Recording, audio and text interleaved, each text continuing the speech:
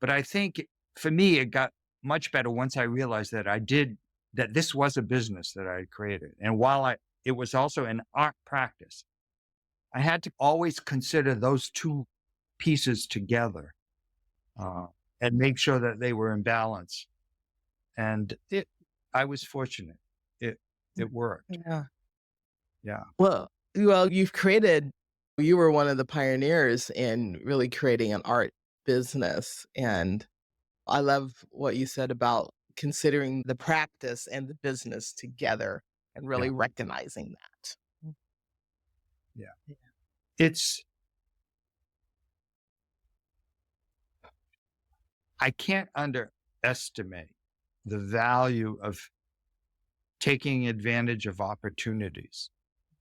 And that was one thing that I learned early on. I was approached in the late 1970s by a publishing house that actually contacted me through an arts school where I was teaching one-off courses. This was in the Boston area. And they were looking for people to write craft books. And the head of the school came to me and said, this publishing house, it was Prentice Hall at the time, they're looking for authors to write books on crafts. And I'm wondering if you're teaching quilting here, would you like to do a book on quilts? And it was like the furthest thing from my mind.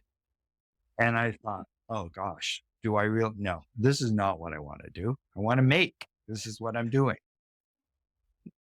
But I said I'd think about it. And I happened to go to a small conference in upstate New York, and I met a very well known writer then and still, although Gene passed away a few years ago, Gene Ray Laurie, well published author in the 1960s and 70s and 80s of books related to quilting and quilt stitching, patchwork, all that stuff.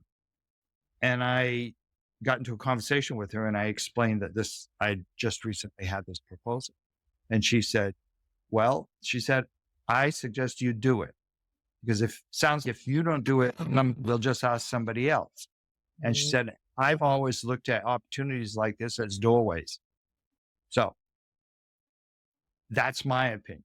So I thought about it and I thought, well, I think maybe I should do it. She's right. And I'll always be grateful for her insight in helping me to realize that when opportunity comes knocking, take advantage of it.